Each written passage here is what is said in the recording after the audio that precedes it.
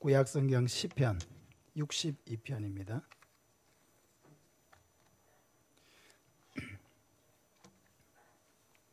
구약성경 시편 62편 1절에서 12절까지 말씀입니다. 구약성경 846쪽입니다. 구약성경 846쪽 시편 62편 1절에서 12절까지 말씀입니다. 교독하겠습니다. 나의 영혼이 잠잠히 하나님만 바라며 나의 구원이 그에게서 나오는도다.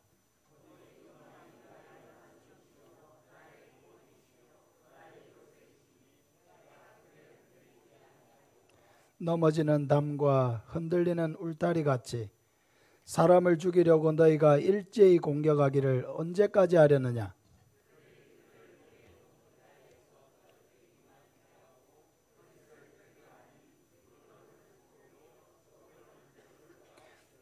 나의 영혼아 잠잠히 하나님만 바라라. 물은 나의 소망이 그로부터 나오는도다.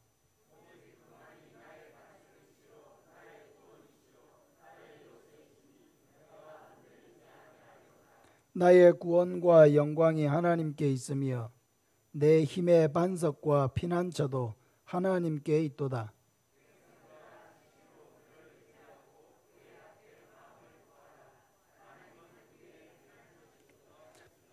아 슬프도다. 사람은 입김이며 인생도 속임수이니 저울에 달면 그들은 입김보다 가벼우리로다.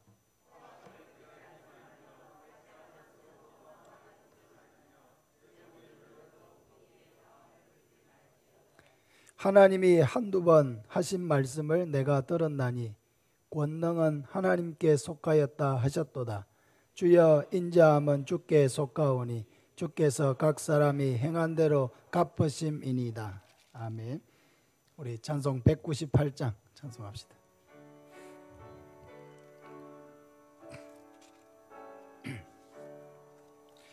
주 예수의 변소 떡을 떼사 우리를 먹이어 주심 같이 영생의 양식을 나에게도 풍족히 나누어 주옵소서. 생명의 말씀인 나의 주여 목말라 주님을 찾나이다.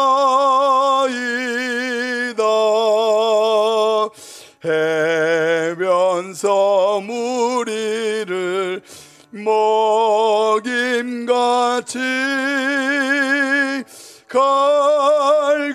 갈급한 내 심령 채우소서. 내 주여 진리의 말씀으로 사슬에 얽매인 날 푸시사 내 맘의 평화를 누리도록 영원한 생명을 주옵소서.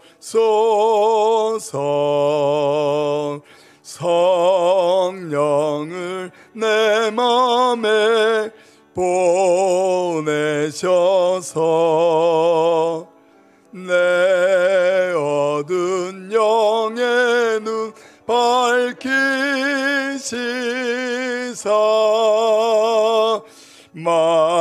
말씀에 감추인 참 진리를 깨달아 알도록 하옵소서.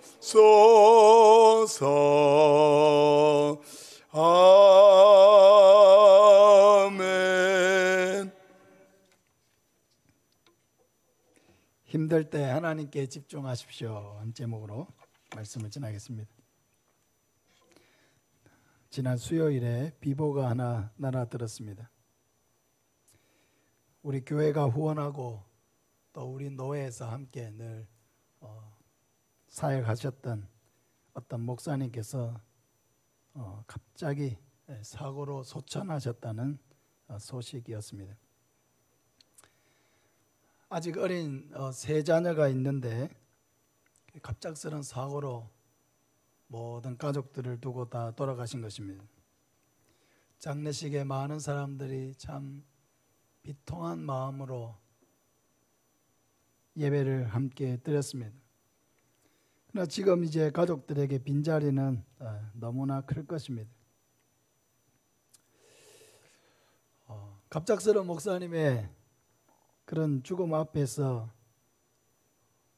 어린 아이들을 보니까 참으로 가슴이 아팠습니다. 또 사모님이 앞으로 살아가야 될 그 삶이 얼마나 참 앞이 캄캄하고 힘드실까 하는 생각이 들고, 또 아이들의 그 아빠의 빈자리가 얼마나 클까, 모든 것 하나하나 생각해 보니까 참 마음이 너무 먹먹했습니다. 그러면서도 이 삶과 죽음의 거리가 이렇게 가깝구나. 살아있다고 하지만은 이 생명이 죽음과의 거리가 불과 한 발자국밖에 되지 않는구나. 그런 생각을 하면서 하나님께서 우리에게 주시는 이 생명이 우리에게 있는 동안 어떻게 살아야 될 것인지를 다시 한번 생각하는 그런 시간을 가졌습니다. 여러분의 마음속에는 요즘 어떠한 염려와 걱정이 마음속에 있습니까? 코로나가 장기화되면서 많은 자영업자들이 3년째 큰 어려움을 겪고 있습니다.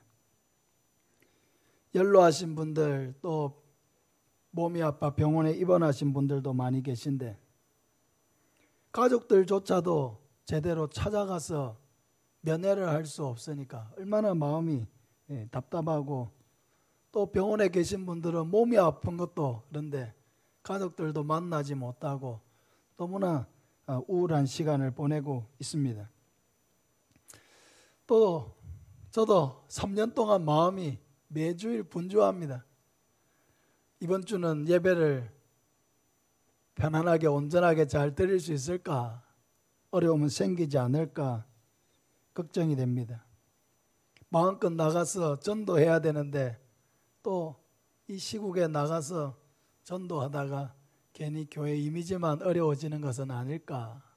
그런 생각이 듭니다. 주일학교에서 많은 아이들이 함께 뛰어놀며 말씀을 배우며 또 함께 찬양했던 그 아이들을 영영 잃어버릴까 염려가 됩니다. 이 아이들이 이렇게 코로나 때문에 교회를 떠나서 교회를 떠난 것이 영영 하나님을 떠나는 것이 되지 않을까 하는 걱정이 제 마음속에 있습니다. 그런데 문제는 그 어떤 것도 제가 스스로 뭔가 할 수 있는 일이 아무것도 없다는 것입니다. 오늘 시편 62편을 기록한 다윗도 큰 어려움 속에 있었던 것 같습니다. 시편 62편 곳곳에 다윗의 상황을 알게 해주는 표현들이 등장하고 있습니다. 3절에 보면 넘어지는 담과 흔들리는 울타리 같이 사람을 죽이려고 너희가 일제히 공격하기를 언제까지 하려느냐. 이 넘어지는 담과 흔들리는 울타리, 이것은 다윗 자신을 표현한 것입니다. 자신을 공격하는 자들은 너무나 강한데 그 앞에 자기는 흔들리는 담과 흔들리는 울타리, 넘어지는 담과 같이 그 자신을 공격하는 자 앞에 자기의 모습은 너무나 연약하고 무기력하기 짝이 없는 그런 모습이라는 것입니다. 한두 명이 아니라 많은 사람들이 일제히 다윗을 공격하고 있는 것 같습니다. 왜 그렇습니까? 4절에 보면 그들이 그를 그의 높은 자리에서 떨어뜨리기만 꾀하고 거짓을 절개하니 입으로는 축복이요 속으로는 저주로다. 다윗의 대적들이 다윗을 공격하는 이유는 다윗을 높은 자리에서 끌어내리기 위해서라고 말하고 있습니다. 아마 지금 다윗이 이스라엘의 왕위에 있는 동안에 그 다윗을 그 왕의 자리에서 끌어내리려고 하는 그런 모종의 그런 움직임들이 있었다는 것을 알게 해주는 것입니다. 다윗의 면전에 와서는 다윗을 축복하지만은 속으로는 다윗을 저주하고 다윗이 죽기를 바라는 그런 사람들입니다. 이 사람들이 누구인지 물론 본문 안에서는 분명하게 나타나 있지 않습니다. 다윗이 왕이 된 후에 다윗의 왕위를 끌어내리려고 했던 세력들은 여럿 있습니다. 그 아들 압살롬이 다윗의 왕위를 차지하려고 했죠. 다윗에게 재판을 받으려 오는 사람이 있으면은 그 백성들을 압살롬이 대신 만나가지고 그 문제를 압살롬이 교묘하게 해결을 해 주어서 그 백성들의 마음을 왕에게로 향해야 될 마음을 자기가 다 빼앗아 가버린 것입니다. 결국 나중에 다윗을 왕궁에서 몰아내고 또 잠시 동안이지만 왕궁을 차지했던 일도 있습니다. 또 다윗의 대적이 될 만한 사람은 베냐민 지파 사울의 가문이었던 시므이라고 하는 사람도 있습니다. 이스라엘의 초대 왕 사울이 죽은 후에 왕은 그 아들이 왕이 되는 거잖아요. 근데 사울이 죽은 후에 누가 왕이 되었습니까? 베냐민 지파도 아닌 유다 지파의 다윗이 사울을 이어 이스라엘의 왕이 되었습니다. 이에 대해서 좋지 않은 감정을 가지고 있었던 이 베냐민 지파, 그리고 거기에 수장이라고 할 수 있는 이 시므이는 다윗이 압살롬을 피해서 도망을 가고 있을 때에 다윗을 향해서 욕을 하고 다윗을 저주하기도 했습니다. 혹 이 다윗의 대적은 이스라엘 주변에 있는 그런 모든 적국들일 수도 있습니다. 이들은 다윗과 이스라엘이 강대해지자 이스라엘의 조공을 바치면서도 속으로는 다윗을 끌어내기 위해서 안달이 나 있었습니다. 지금 다윗이 당면하고 있는 그런 문제, 다윗을 대적하고 있는 이 세력이 누구인지 본문 속에 분명히 나타나 있지 않지만은 그 대적들의 위협이 대단히 실제적이고 매우 공격적이라는 것을 알 수 있습니다. 다윗은 지금 자신이 이스라엘의 왕으로 있기는 하지만은 이 왕위가 대단히 위태롭다는 것을 느끼고 있습니다. 자신의 자리가 언제 어떻게 될지 모른다는 두려움이 그의 마음속에 들어올 정도의 그런 위협을 그는 느끼고 있습니다. 사랑하는 여러분, 우리도 살아가는 동안에 여러 가지 문제가 생기고 그러면 우리가 누리고 있는 이 일상이 무너질 수 있다는 그런 염려와 걱정이 우리 마음속에 들어올 때도 있습니다. 경제적인 문제가 겹치고 해결할 수 있는 능력은 나에게 없는데 자꾸만 이런 경제적인 짐이 쌓여갈 때 우리의 마음이 너무 무겁습니다. 몸이 아프고 자녀들에게 문제가 생기고 가까운 사이에 상처를 받고 좋았던 관계들이 깨어지기도 합니다. 이럴 때 정말 삶의 허무가 찾아오고 무기력해지고 이렇게 사는 인생이 무슨 의미가 있고 소용이 있을까? 그런 생각을 하면서 마음에 그런 낙심이 찾아올 때도 있습니다. 사랑하는 여러분, 오늘 우리가 이 자리에 함께 모여서 하나님께 예배를 드리고 있지만 또 마음속에는 여러 가지 복잡한 생각들로 마음이 무거운 분들도 있을 것입니다. 지금 우리가 해야 될 일이 무엇입니까? 지금 우리가 해야 될 일은 하나님께 우리의 시선을 고정하고 하나님을 바라보고 하나님께 집중하는 것입니다.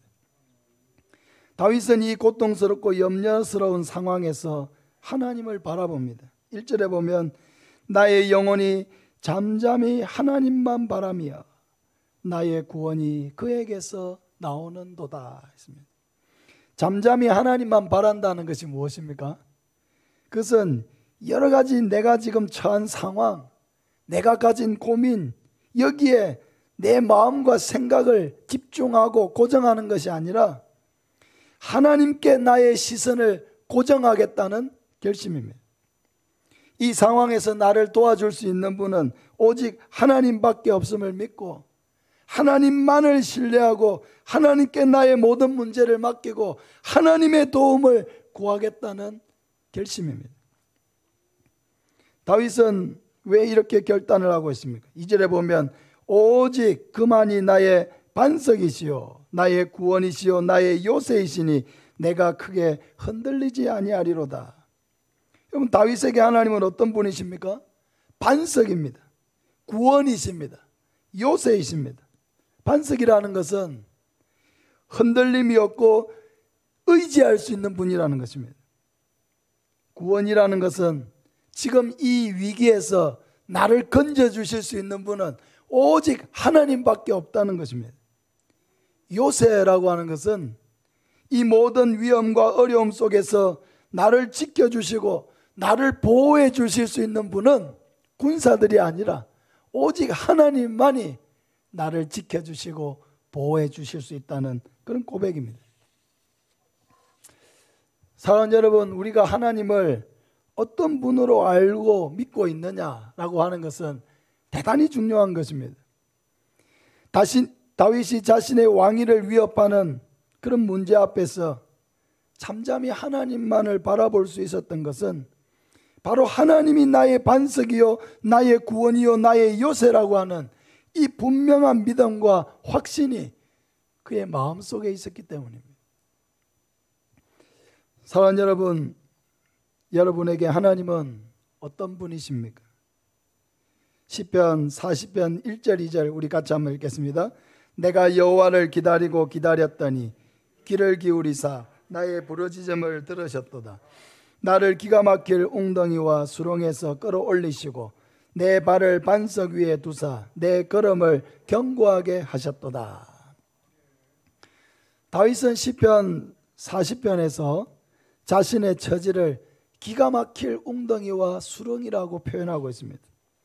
여러분, 여러분의 상황이 참 이렇게 기가 막힌 상황이 있느냐, 이런 수렁에 빠져서 허우적대고 있는 그런 상황 속에 여러분 있지는 않습니까? 다윗은 이 같은 어려움에 빠졌을 때에 무엇을 했습니까? 그는 이 기가 막힐 웅덩이와 수렁에 빠져서 했던 일은 바로 하나님께 집중하는 일이었습니다. 하나님을 바라보고 하나님께 기도하고 하나님께 매달리고 하나님께 도움을 구하는 것이었습니다.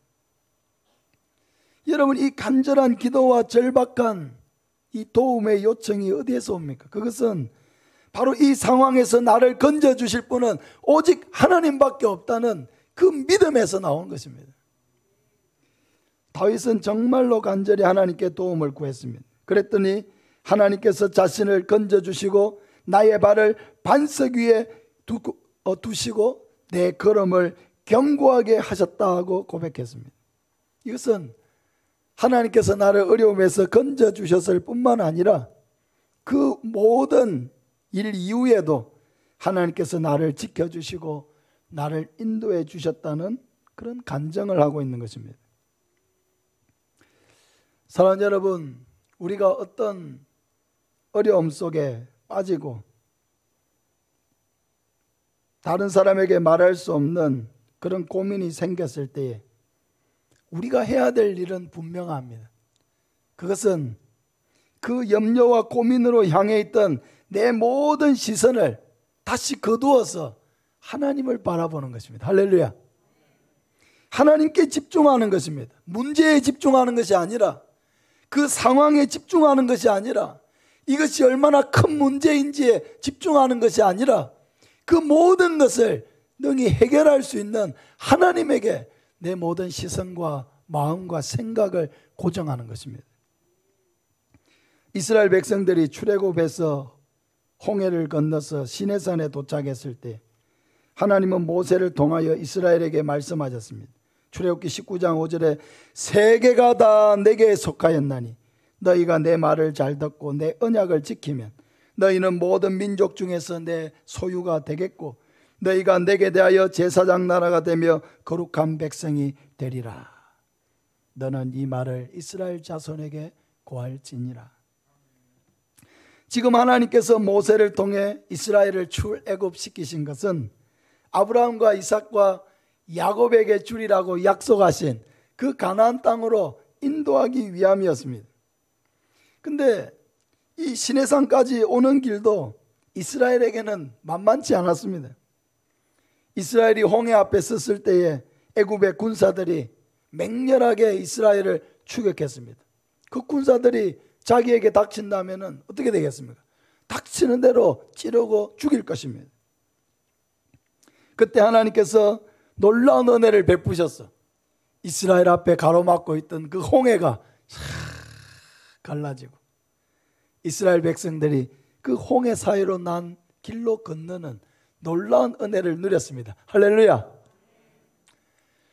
때로는 이렇게 막막하고 도무지 앞으로 나아갈 수 없는 그런 장애물이 우리 앞에 놓였다 할지라도 하나님을 바라보고 의지하니까 하나님께서 그 막혀있던 도무지 상상도 할 수 없는 그 바다가 나누어지고 그 사이로 건너고 애굽을 뒤따르던 이스라엘을 뒤따르던 애굽의 군사들이 그 홍해 바다에 수장되는 이런 놀라운 일도 경험했습니다.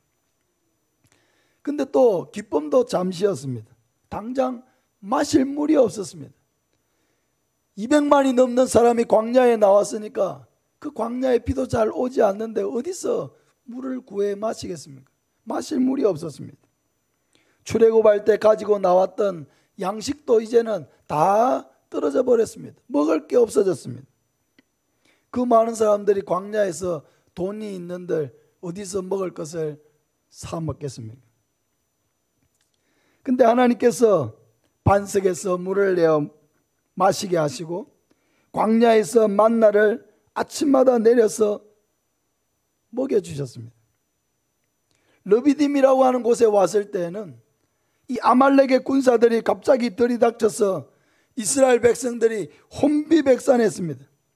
이스라엘 백성들이 단 한 번도 애굽에 사는 동안 전쟁을 해본 일이 없었거든요.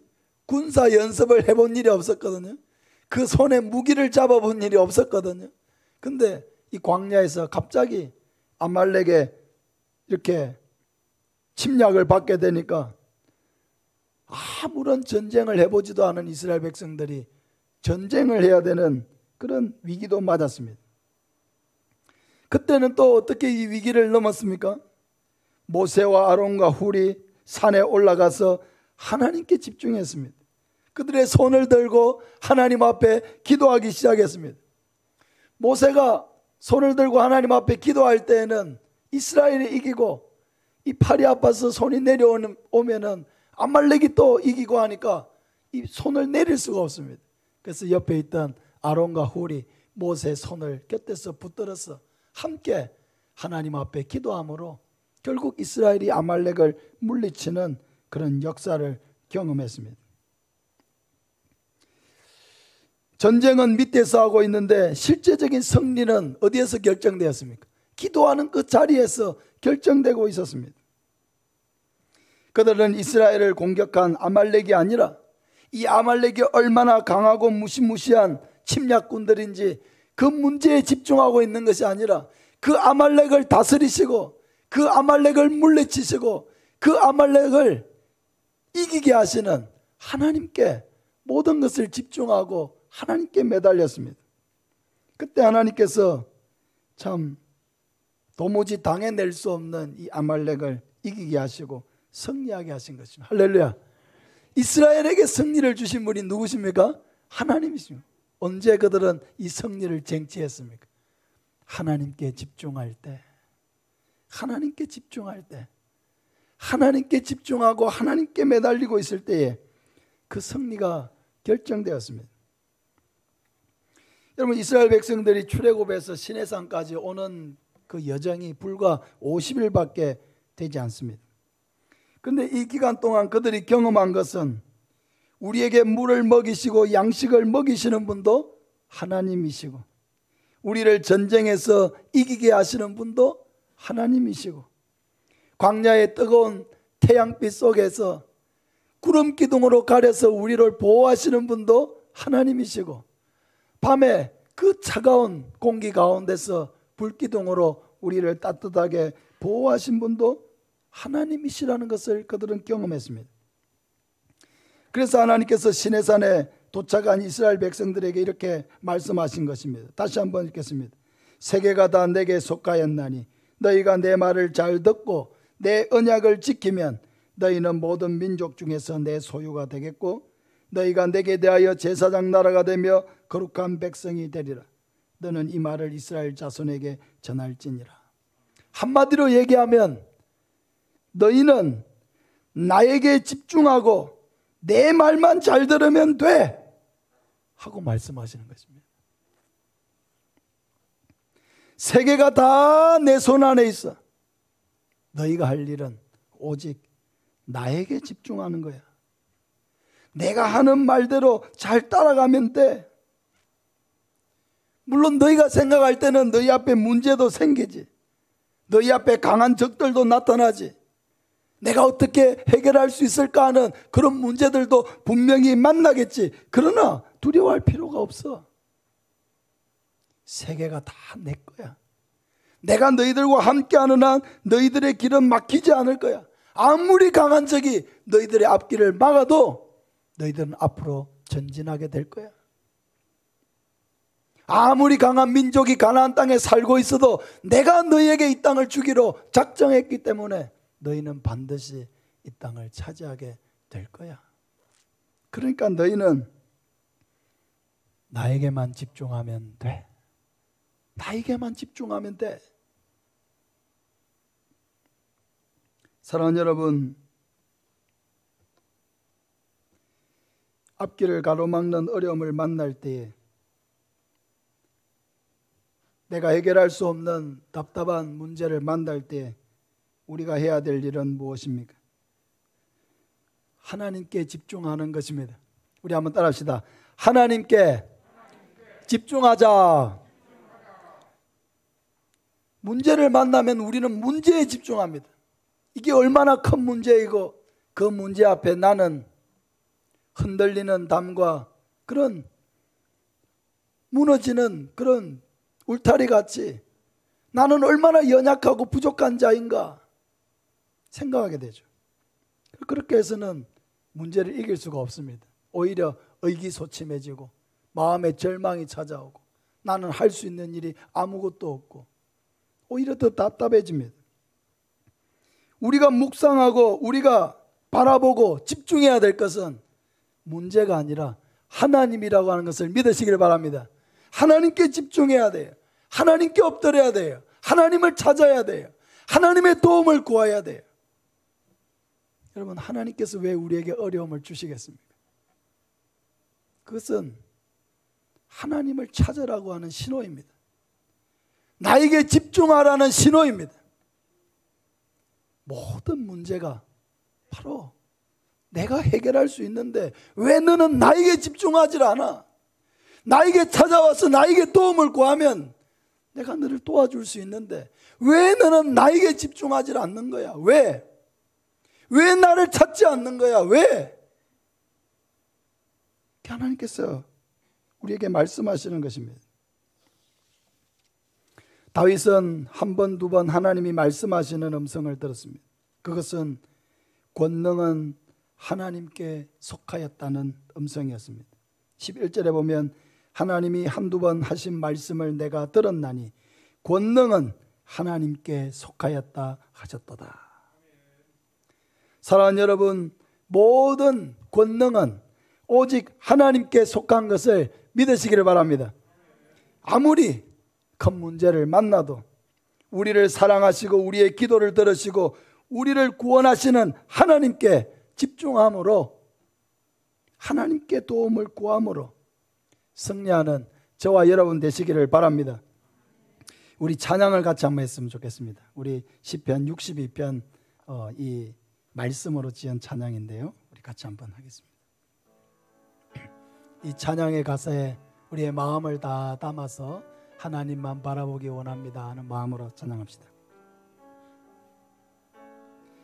나의 영혼이 잠잠히 하나님만 바라며 나의 구원이 그에게서 나는도다.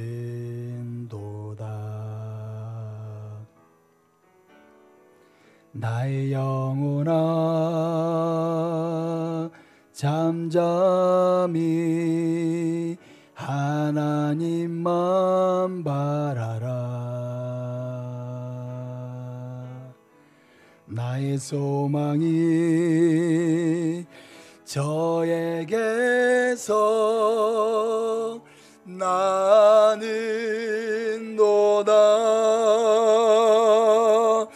오직 주만이 나의 반석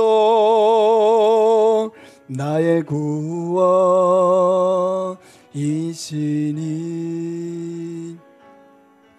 오직 주만이 나의 산석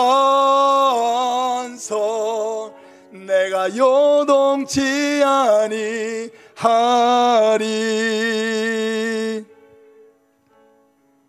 나의 영혼이 간절히 여호와를 갈망하며 나의 입술이 여호와를 찬양하리.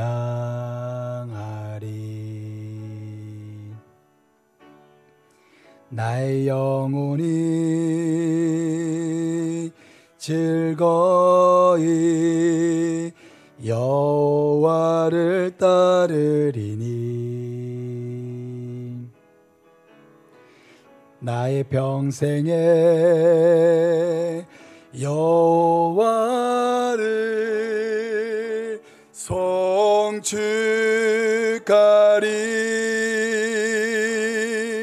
오직 주만이 나의 반석 나의 구원이시니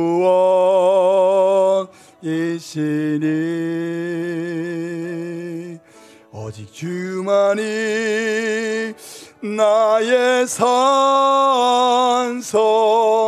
내가 요동치 아니하리.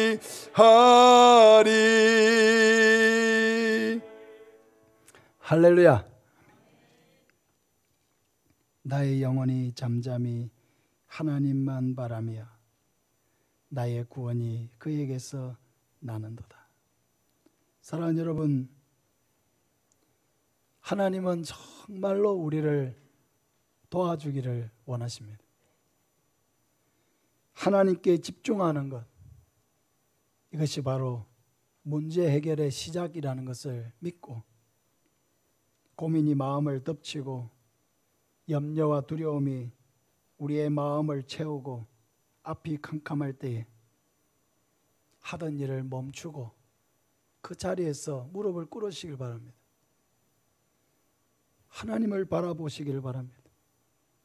우리의 구원이시오, 우리의 반석이시오, 우리의 요사가 되시는 하나님을 바라보고 어떤 어려움을 만나도 낙심하지 말고 하나님의 도움으로 승리하는 저와 여러분 되시기를 예수님의 이름으로 축복합니다.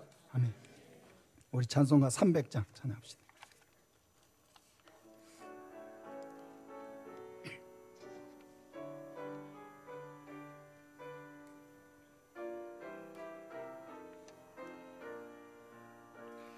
내 맘이 낙심되며